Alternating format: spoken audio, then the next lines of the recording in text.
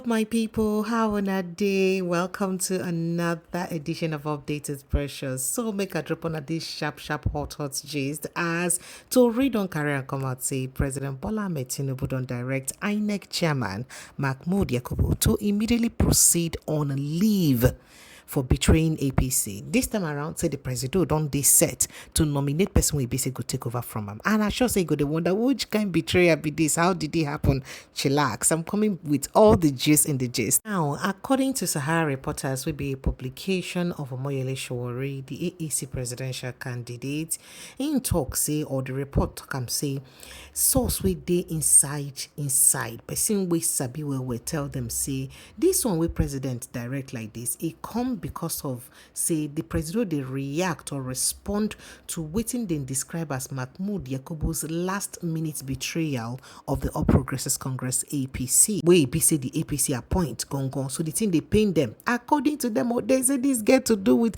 the Imo State governor Uzodimma. Yes, you hear them well. Now they say the Imo State governor Uzodimma reportedly met with President Bola Tinubu after he just come back from a 12-day working holiday or working vacation, alleging that Mahmood's efforts to register new political parties at the end of his tenure had disrupted Tinubu's preparedness for a second tenure. Say that is the fact. Say Oga Mahmood don't try to register new political parties. Say he don't spoil things finish for President Bola Tinubu we go make am feel no win the election. Now the governor also claims say Mahmood was covertly backing a candidate for inside Imo State governorship election. That is in the backyard back a candidate for Imo State governorship election where perhaps no be say na Hope Uzodimma own candidate. So the thing they pay them well. Now following the briefing, Oga Tinubu can tell Mahmood, oh yeah, Oga, pack your load, proceed on your annual leave. In fact, terminal leave, because after that leave, you don't from there pack your load to go. Now the decision has thrown the commission's schedule into disarray, according to the report, leading to the abrupt cancellation of Mahmood's final quarterly consultative meeting with political parties, as well as a planned session with civil society organizations. Tinubu is now expected to submit the name of a new INEC chairman to the National Assembly. That one after he don't go give the people then wait for governing council, then the other then that is past presidents and governors. Now, Mahmood was appointed into office by then President, I think President Muhammad Buhari in 2015. I think it was in October 21, 2015, at that point. And he been succeed acting chairperson Amina Zakari for inside that position. I ain't don't did there since. Now, we're going to hear some more gossip according to Sahara Reporters. The gossip get to it get to it because the gossip carry and say the former governor of Delta State, Oga James Ibori, remember say in the press President Bola Tinubu to make sure say he appoints in close party into the position. That is in close party or when name na Moses Ogbe as the INEC chairman to help them make sure say they get control of INEC, and according to Sahara Reporters to help the rigging dey easy. Now, Ibori influence for inside the current administration or political landscape, no fit just dey insignificant because it is very noticeable. They say the past political manipulation or we don't get include appointment of the in-law Chinedu Abie as chairman of the Niger Delta Development Commission NDDC, plus including in daughter as part of the chairperson of the NDDC committee for inside House of Representative. And Miss Moses Ogbe will be see the push like this. Remember, now former resident electoral commissioner under Oga Professor Morris Iwuda year. So they say even himself, as in around 2003, him be person will been served as the Lagos State resident electoral commissioner at that time, and as person will be said that 2003 he go don't work with President Bola Tinubu. They say he did likely say President Tinubu go won't work with them because say looking at the way things they be in, they like to work with people we know, like the now IGP of police. Now person will be say him been don't work with before, and some other people we talk say people we don't work in, they work with Nana people will be say don't close to them one way or the other before. So there is a likelihood that he may take this person, but other sources also come and say there another name. I don't forget that name now. Now another name where they talk say they don't also bring out for President Bola Tinubu, and that person served now also to help perfect, according to the report, then the rigging of the 2027 election. We don't know how true this day. However, Shehu Okimaloye discussed extensively the tenure expiration of Mahmood Yakubu today for Inside Politics today. And the Oga Patapata of Yaga Africa, full and discuss am. Make I just go take highlight of that conversation. Make una understand wetin Ibise talk and wetin Nigeria stand to lose or gain in terms of the new person where Ibise will go appoint. Go watch. INEC is at the brink of a historic leadership transition. In less than 60 days, the tenure of Professor Mahmood Yakubu, the first INEC chairman to serve 2 full terms, will come to an end. What does this mean? His exit just 15 months before the 2027 general election sets the stage for what will become an unprecedented change within the commission, with several commissioners also due to retire between 2006 and 2007.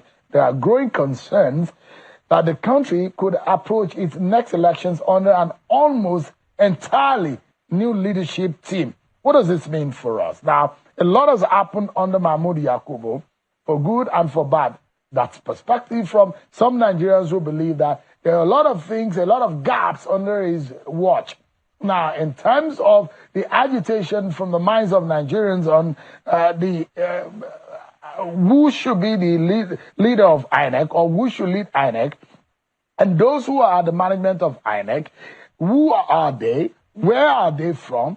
The issues of bias, issue of their background and competence. A lot of things come into the frame. But let's get the conversation started. Those who are now anticipating and mapping out what should be the norm.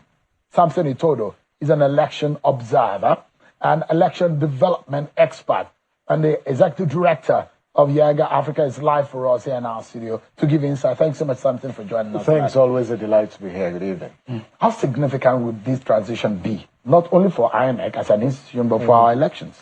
I think, Joe, you've said it all. It's very significant. Significant because you're going to have a relatively new electoral commission that will manage the 2027 elections. And you recall a few weeks ago, Yaga Africa released our status of electoral integrity report for 2025. And one of the projections that we made was that the 2027 election could most likely be the most compromised and perhaps the most expensive. And one of the reasons that we advanced was because of this leadership transition in INEC. If it's not managed carefully, if it's not managed from a statesman point of view, you could probably have, the next elections jeopardized because citizens are not going to trust, who mans the INEC. So it's very significant because Professor Mahmood has been there for 10 years. That's a decade.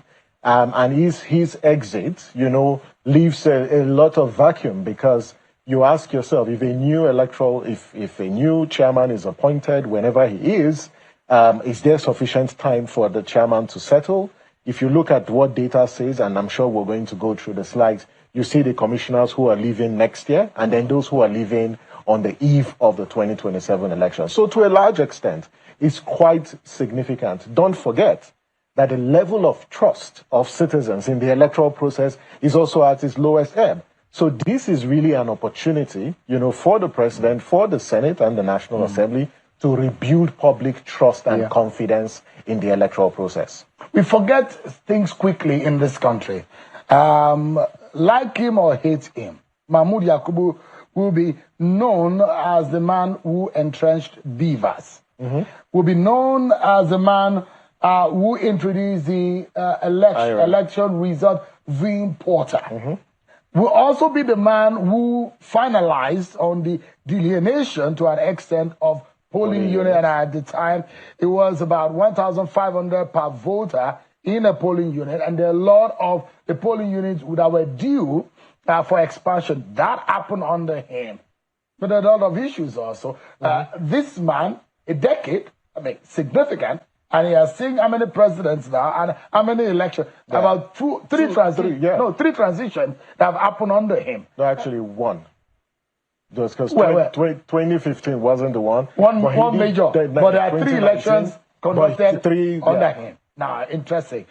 There's none. 2 general elections. That's 2019 and 2023. Because he 2015, came after it was Professor Jega. He came right after 2015. Yeah, so if you were to review Professor Mahmood Yakubu, how would you review his time as INEC leader?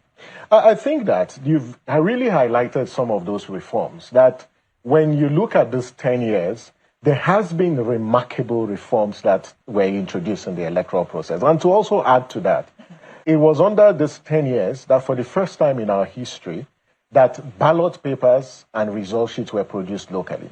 And that happened in the 2023 elections. Because previously, we've always printed our ballot papers and result sheets outside the country. But this time around, we printed them locally. And that's something we should encourage. Other countries, countries like South Africa, for instance, 100%, they print their materials. In fact, they fund their elections 100% without taking monies from anybody. But when you look at all these reforms that were introduced, the fundamental question to ask is, when you look at public trust in the electoral process, it has actually dampened because of, one, issues around electoral fraud. You also see the sabotage by other institutions within the election governance architecture. But the fact that we are actually at a point where citizens' trust in the electoral process, it's very, very low, gives really source of concern. But there are some reforms that he introduced that needs to be retained, like the technologies that you mentioned. Unfortunately, these same technologies that were introduced as game changers are the same tools that have been now used to subvert the process. And I think that as we think about retaining these tools, the next INEC would have to be an INEC that subjects things like the BVAS, like the IREV, to independent audits. Let's look at the back end, because what politicians have done, coupled with complicit INEC officials, is to leverage these same technologies to undermine the integrity of the process. We'll go through the slides. Stand by, everyone, for that. But you know why I was laughing? We print ballot paper in some other African countries. And I remember America was saying that Russia was influencing its own election. And I remember that on the day of Nigeria's election in 2011, I was just arriving back into the country. And at about noon, Professor Jega at the time announced a postponement of the election due to logistics problems. Guess what? We thought that was the end of logistic problem. In 2015, similar thing happened. 2019, it happened. INEC is a major logistic disaster. But in 2023, we saw an improvement. And in fact, at the time, it was an ex-military man who was in charge of logistics at INEC. But there are a few changes that have happened. We've made progress significantly, we do. No doubt. Whether or not there are bad elements in INEC that has given Professor Mahmood a bad man, whether or not one man can sit in Abuja and control whatever happened, and those who argue that why did you announce the election result in the middle of the night? Why didn't you? There are a lot of issues. No, and what are the glitches? There are a lot of debates. There were also missed opportunities. Of course. Several missed opportunities. To awaken some kind of trust. Exactly. And we hope that the next INEC would learn, from this particular INEC. But I think at the heart of it is we need to now rebuild public trust and confidence in the electoral process. That's why the appointment of the next INEC chairman and the national commissioners is very, very critical, because today you have partisan people who are currently in INEC. And that is even with the agitation from Nigerian people. Although not only in this government that we have seen that under Jonathan, you remember, 3 people were dropped. And, but agitation against some of the elements who were nominated. Nobody cared. I think it really went bad. And one of the bad legacies that President Buhari left on our electoral process is how he appointed, individuals, who have clear partisan interest. And President Tinubu, when he had the opportunity, he didn't, reverse that particular practice, because some of the recs that he nominated, you saw the huge public outcry. There are people who are known to have been campaign actors, people who have, whether they are biological affinities or cronies of certain politically exposed persons, and appointed into the Electoral Commission. These are some of the issues, because when you do that, you reduce the confidence that people have in the electoral process. And that's why the appointing authority, in this case, who is the president, there are certain criteria that he needs to look out for before he appoints the next chair or the next set of national commissioners. Legally speaking, there are constitutional provisions as to how the processes of appointing and the Constitution gives an almost overriding and largely unchecked powers to the president to nominate, to get advisory from the Council of State. Not just advice. It does, yeah. So usually what happens at the Council of State meeting is sometimes I'd imagine that when they say, no, we don't want this man, the president will say, I've heard you, and see whether to pass the name to the Senate or the House of Reps. Yeah. Because they are in advisory. And it goes to the Senate, and they appoint, which has the constitutional power to screen and also pass the nomination. Then the person stands appointed. But that has been questioned. There are a lot of Nigerians, like your organization and your colleagues in the civil society climate, saying, look, we need to subject the appointment of INEC leaders to a non-partisan, well, if you may, and a more objective process, such that, but I don't know how that's going to happen. I hope that that's going to be part of our electoral law reforms or in the Constitution, because this is a constitutional matter. It's not about the Electoral Act now. But if you look at some of the slides that your organization have put forward, what appointments will make or break the electoral integrity in 2027, that is the meat of it. So if we may go forward, it gives us an understanding of why it is important that we take note of these appointments. So, for instance, when you look at, as at today, we are 514 days to the 2027 elections. So that's 1 year and 4 months.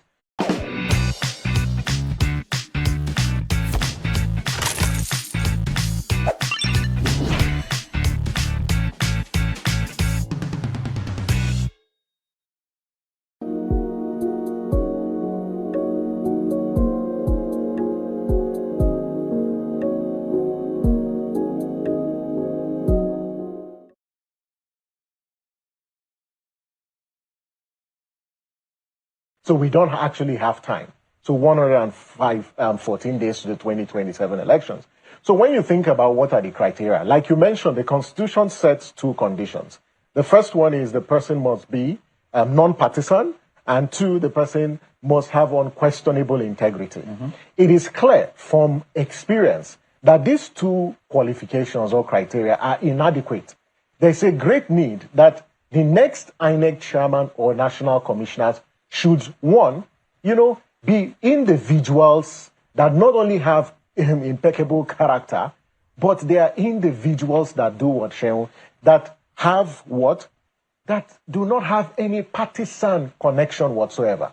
And what we are saying is, in fact, that person should not have been a member of a political party, whether present or past. That is one.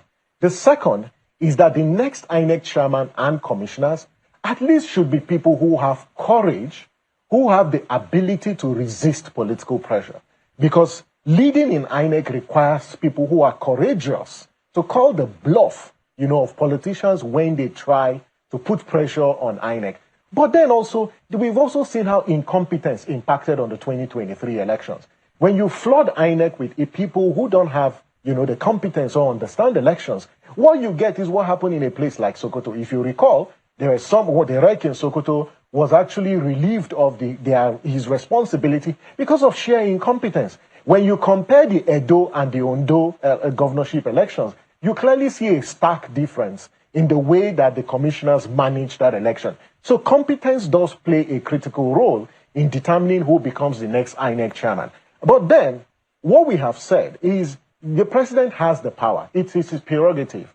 But we're saying the president needs to rise above politics and act as a statesman. And one of the things that the president can really do is when he decides on whoever he wants to appoint, can he release and publish the name and ask citizens or professional groups of civil society, to submit memoranda and then submit petitions, perform a pre-nomination sort of screening. That way you integrate public participation. And once you receive those memos from citizens, you evaluate them on their merit. Because what we see is the president goes ahead, he nominates, and sometimes these people are either people who have some baggage or the other. I think the second dimension is the role that the Senate plays. And in this particular case, the Senate needs to introduce the framework for citizens' oversight. What happens is once the name of nominees are read on the floor, that is it. The Senate does not call for memos. It does not call for petition. However, in previous appointment process, we've seen how civil society have been very proactive. But one of the things the Senate can do this time, because of the criticality of this appointment, is once a nomination has been made, they need to enhance the credibility, the transparency, and the quality of the nomination process. When you receive petitions from civil society, from professional groups, attend to those petitions, consider them on their merit, and then when you make a decision, please communicate it to the people. I think that those screenings should be televised. You should invite people to come make oral submissions and then make that entire process open. This is what civil society and citizens are saying if we want to make this entire process participatory. If you look at the screen right now, it gives you an understanding of those who what I raised earlier in respect of the need and the importance of the fact that the kind of INEC we'll be having in 2027 are people who will be just about a year or few months into office. If you look at it, perhaps the most senior person here or the most experienced on the board is Sam Olumekum. Sam Olumekum has spent more years, I guess, than anyone because he was a rec. I remember. Yes, he was a rec. I think in Ondo and Lagos. In Lagos. Then it now was appointed as national commissioner. But you have May Agbamuche. This is our second term. Mohammed Haruna, this is also his second term.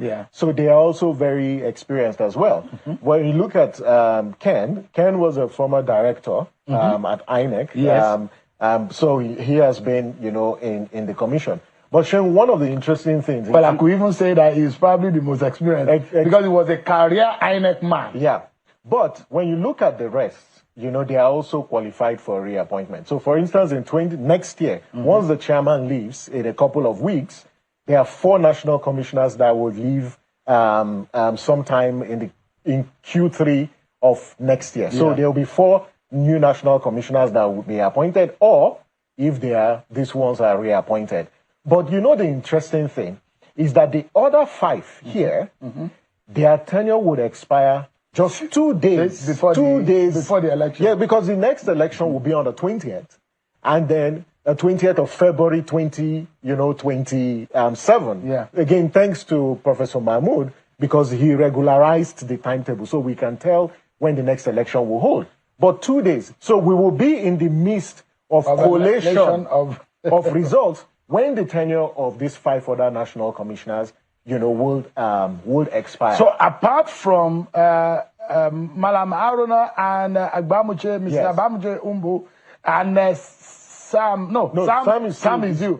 Apart from the 2 of them, the 3, Professor Gumus, Ken Ukeagu, and Sam Olumekum, they could be reappointed. They could be reappointed. So are the other 5, all the other 5 whose appointments will expire next year. Absolutely. So, but we also lost one of the national commissioners, General so there's currently a vacancy, in INEC in this regard. So if you clearly see, and there are several scenarios, this is why it is important, for the president, for the Senate, to take this appointment seriously, because it has grave implications, for our elections. And in weak democracies, where politics is a do or die affair, often political elites see leadership transition in Electoral Commission as an opportunity to capture the Electoral Commission or consolidate control over the political process.